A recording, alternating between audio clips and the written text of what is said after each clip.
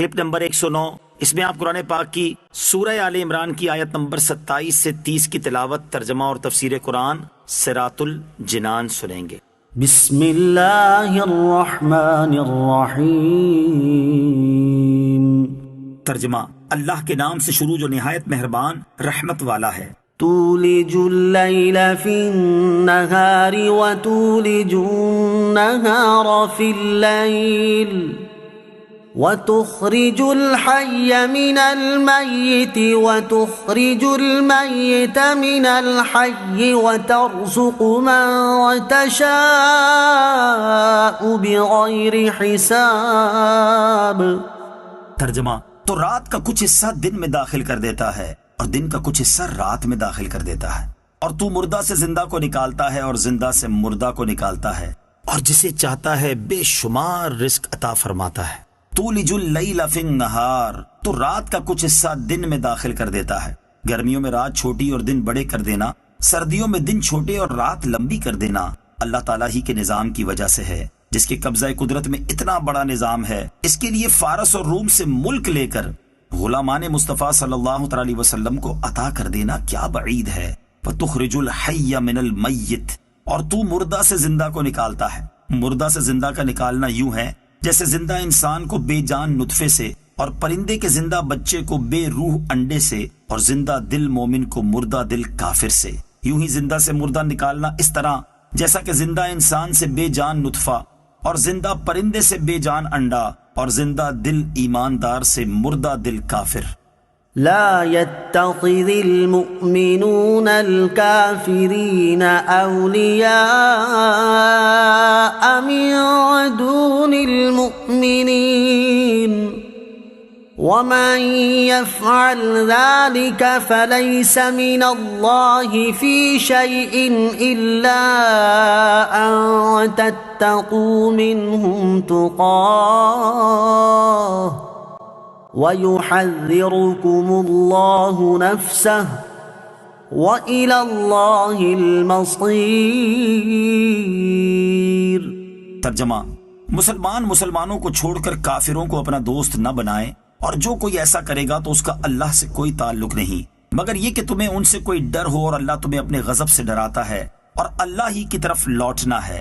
لا يتخذ المؤمنون الكافرین اولیاء من دون المؤمنین، مسلمانوں کو چھوڑ کر کافروں کو اپنا دوست نہ بنائیں۔ حضرت عبادہ بن صامت رضی اللہ تعالی عنہ نے جنگ احزاب کے موقع پر سید دو عالم صلی اللہ تعالی علیہ وآلہ وسلم سے عرض کیا کہ میرے ساتھ 500 یہودی ہیں جو میرے حلیف ہیں، میری رائے ہے کہ میں دشمن کے مقابلے میں ان سے مدد حاصل کروں۔ اس پر یہ آیت کریمہ نازل ہوئی اور کافروں کو دوست اور مددگار بنانے کی ممانعت فرمائی گئی۔ کفار سے دوستی و محبت ممنوع و حرام ہے، انہیں رازدار بنانا، ان سے قلبی تعلق رکھنا ناجائز ہے۔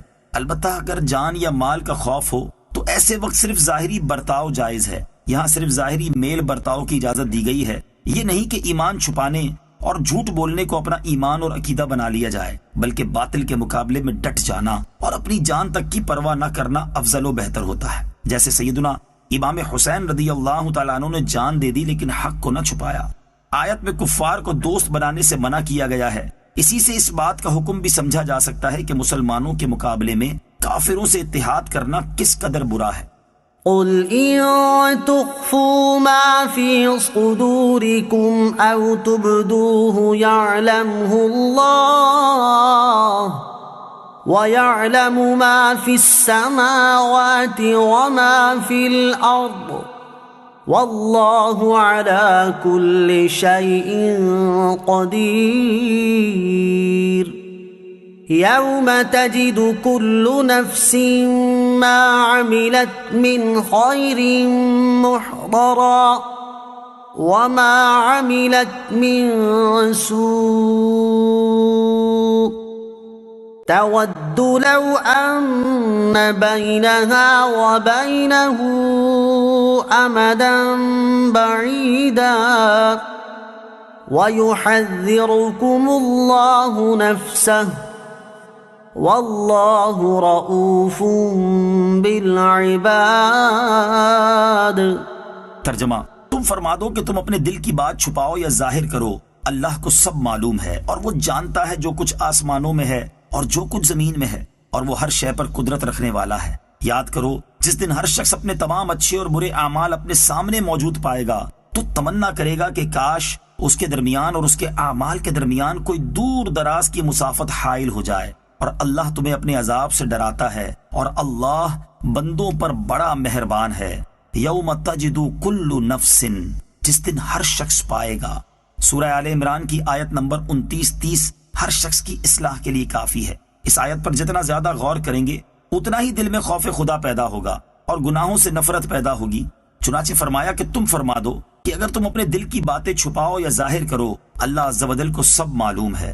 تمہارے دلوں کا ایمان و نفاق، قلوب کی طہارت و خباثت، اچھے برے خیالات، نیک و بد ارادے، صحیح و فاسد منصوبے ساری دنیا سے چھپ سکتے ہیں، مگر اللہ عز و جل عالم الغیب والشہادہ کے حضور سب ظاہر ہے۔ وہ جو کچھ آسمانوں میں ہے اور جو کچھ زمین میں ہے سب جانتا ہے۔ وہ تمہیں فرماتا ہے کہ تم اپنے دل کی بات چھپاؤ یا ظاہر کرو، اللہ عز و جل کو سب معلوم ہے۔ اور اس دن کو یاد رکھو جس دن ہر شخص اپنے تمام اچھے اور برے اعمال اپنے سامنے موجود پائے گا، خلوتوں جلوتوں میں کیے ہوئے اعمال، پہاڑوں، سمندروں، غاروں، صحراؤں، جزیروں اور کائنات کے کسی بھی کونے میں کیے گئے اعمال کا ایک ایک ذرہ آدمی کے سامنے موجود ہوگا۔ اور اس وقت برے اعمال والا تمنا کرے گا کہ کاش اس کے درمیان اور اس کے اعمال کے درمیان کوئی دور دراز کی مسافت حائل ہو جائے اور کسی طرح ان اعمال سے چھٹکارا ہو جائے، مگر ایسا نہ ہو سکے گا۔